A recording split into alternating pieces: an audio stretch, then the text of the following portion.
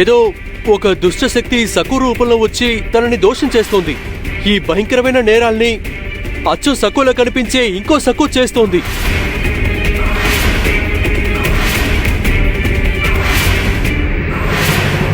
ఆ మాట అబద్ధం.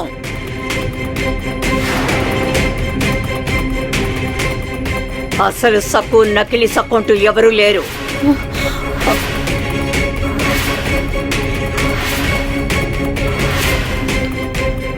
అత్తయ్య గారు నిజమండి, తనే ఈ ఘోరాలు చేస్తుంది. లేదు, వాడు నా కొడుకే అయినా కూడా నీకు చెప్తున్నాను జన, దిగు చెప్పేవన్నీ పచ్చి అబద్ధాలే. ఇక వాడి భార్య పెద్ద మంత్రగత్తె. ఈ సక్కు దిగు మీద మంత్రం వేసింది. నేను మా ఆయనగారి కళ్ళకు కూడా ఏమీ ఎరగని అమాయకురాల్లాగా చిన్నపిల్లలాగా కనిపిస్తాను. ఎందుకంటే ఆయన మీద నేను భయంకరమైన మంత్రం వేశాను. ఇంకో సక్కు అంటూ ఎవరూ లేరు. అమ్మా, నువ్వెందుకు ఇలా మాట్లాడుతున్నావు? నిజం మాట్లాడుతున్నాను. నా కొడుకు ఆ మంత్రగతికి బానిసైపోయాడు. అత్తయ్య గారండి, ఆయన గారిని ఏమనకండి. నేను ఎటువంటి తప్పు చేయలేదు. ఆయన గారు నిజమే చెప్తున్నారు. అలాగా? మరి జనాకేమన్నా పిచ్చి పట్టిందా? నువ్వు తనింటికి వెళ్ళి తన కళ్ళ ముందే తన కూతుర్ని ఎత్తుకెళ్ళిపోయావు. ఇప్పుడు ఏవి ఎరగనట్టు నటిస్తున్నావా? సిగ్గేయడం లేదా నీకు? అమాయకురాల్లా ఎందుకు చూస్తున్నావు? నిజం చెప్పు, జనా కూతురు ఎక్కడుంది? ఎక్కడ దాచిపెట్టావు తన్ని? చెప్పు. సరే, నువ్వు చెప్పొద్దు. మంత్రగత్తన్ని పొగరు ఎలా దించుతానో చూడు. మరిది గారు, పదండి, దీన్ని గ్రామస్తుల ముందు హాజరుపరుద్దాం. అయ్యో వద్దండి. దీని అరాచకాలు రోజు రోజుకి పెరిగిపోతున్నాయి. ఈ సమస్యకి గ్రామస్తులే తీర్పు చెప్తారు. పద. అయ్యో అత్తయ్య గారు, నిన్ను ఎవ్వరూ సకుని తాకడానికి వీల్లేదు.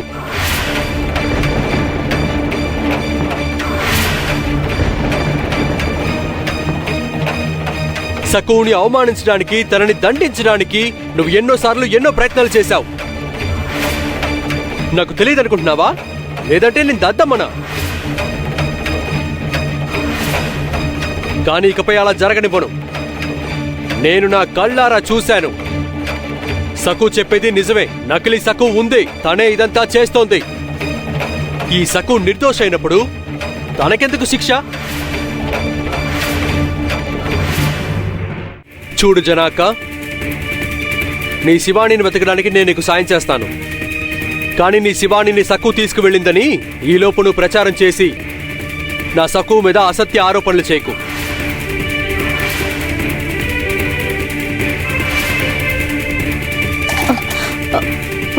పోత సక్కు.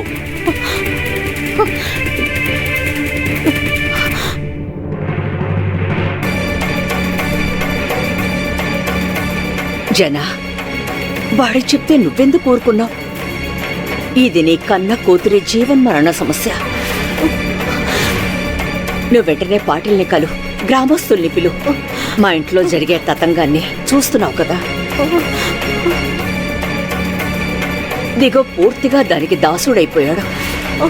సక్కు అనే పేరు గల మంత్రగత్తె వాణ్ణి తన అదుపులో ఉంచుకుంది. నువ్విలా మౌనంగా ఉంటే నీ కూతుర్ని పోగొట్టుకోవాల్సి ఉంటుంది.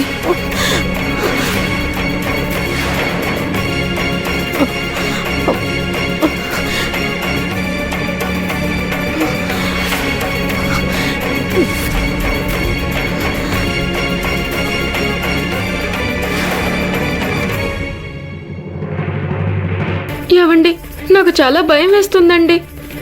బాబా గారు నా రూపంలో ఈ ఊళ్ళో తిరుగుతూ నా పేరు చెరగొడుతున్నారు. కానీ శివానీని ఎత్తుకు వెళ్ళిపోవటం నిజంగా చాలా భయంకరం. నేను జన అక్కకి ఎలా అర్థమయ్యేలా చెప్పాలి ఈ దురాగతాలు నేను చేయటం లేదని? అత్తయ్య గారు కూడా తన పక్షాన్నే మాట్లాడుతున్నారు.